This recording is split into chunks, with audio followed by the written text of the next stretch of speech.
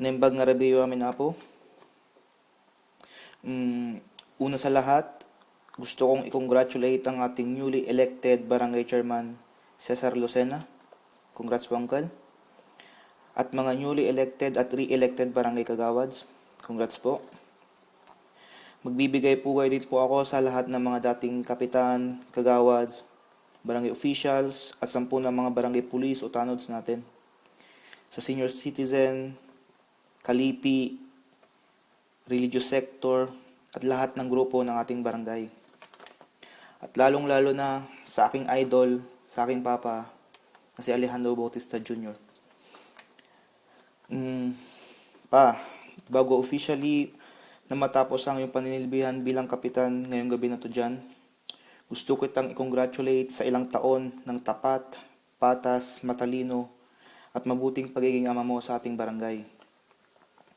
Sa ilang taon ng sakripisyo at pagmamahal sa Bulawin. Sakripisyo at pagmamahal. Kasi nga, may mga pagkakataon noon na kahit 10 oras ng gabi, maraming pagkakataon noon na kahit 10 oras ng gabi, kung kailangan kanila, siyempre kailangan nandun yung presensya mo, pupunta ka. Tapos, natural dahil ikaw ang kapitan ng barangay, problema ng isa, problema ng lahat, problema mo na rin. Kaya madalas sa bahay, tahimik ka lang. Tapos, ikaw na rin mismong nagsabi na kaya ayaw mo na rin sa politika. Kasi nga, di ba, tumatakbo yung panahon na tuwing barangay evaluation, may mga okasyon sa bayan, lagi kang busy, na yung oras mo na dapat sa pamilya. Pero kung akong tatanungin pa, awanti nagkurangan. Sa ilang taon na yon, naging kaibigan ka ng karamihan o halos lahat ng ating mga kabaryo, pati sa bayan. Sa ilang taon na yon, ipinakita mo ang isang halimbawa ng isang magaling at mabuting leader. Hindi masusukat ng mga parangal o papremyo ang pagiging isang mabuting leader. Kasi sabi mo nga pa noon na ang isang mabuting leader ay isa ring mabuting tagasunod. Ng isang leader ay hindi lang yung taga-utos, kailangan siyang manguna mismo at maging halimbawa. Sa tuwing nakakakuha tayo noon ng award sa bayan, hindi lang ikaw ang nare-recognize, kundi siyempre ang buong Barangay Bulawin at lahat ng mga Bulawenians. Kasi nga, yun ang pinaka-goal mo bilang kapitan. At nakita ko din sa'yo pa na bilang isang leader, mas maganda yung nire-respeto ka kaysa sa kinakatakutan. Oo pa, may iba na hindi naniwala sa'yo o kumontra, pero sabi mo nga, nasa lahat ng vida, may kontrabida. May mga naging puna sila sa'yo, alam natin yun.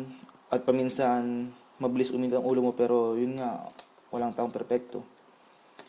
Sa lahat ng sakripisyo mo pa para sa barangay, respeto ang naging kapalit nun.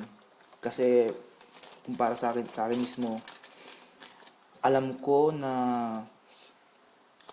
mas gusto mong maalala kanila bilang kapitan sa kung paano ka naging isang leader. Hindi lang sa mga bagay na nagawa mo para sa barangay. Kasi nga, ang simentadong kalsada, paglipas ng ilang taon, nabibitak, naluluma. Pero yung respeto na meron sila sa'yo, meron kami sa'yo, meron ako sa'yo, panghabang buhay yun pa. At dahil doon, saludo ako sa'yo, idol. Kung sa iba, isa kang mabuti at magaling na si Barangay Captain Alejandro Bautista Jr., sa amin sa bahay pa, sa amin nila mama, mga kapatid ko, kay Inang, kay Amang, kay Mami Bilya, kila Mami, kila Tita. Ikaw ang the best na asawa, anak, kapatid, pinsan, kaibigan, at lalong-lalo na, ikaw ang the best na ama ng tahanan pa. At dun ka pinaka-the best, dun ka pinaka-magaling. Sana masundan ko yung yapak mo. Saka pa, nung yan pa, ang madanagan kanyak ito'y, agsipsim ko takitoy na si atak ito'y, kasi dyan madamami, The Daddy J Swiss, nasiyat amin ito eh. Mula sa amin lahat pa, we love you pa. Proud na proud kami sa'yo.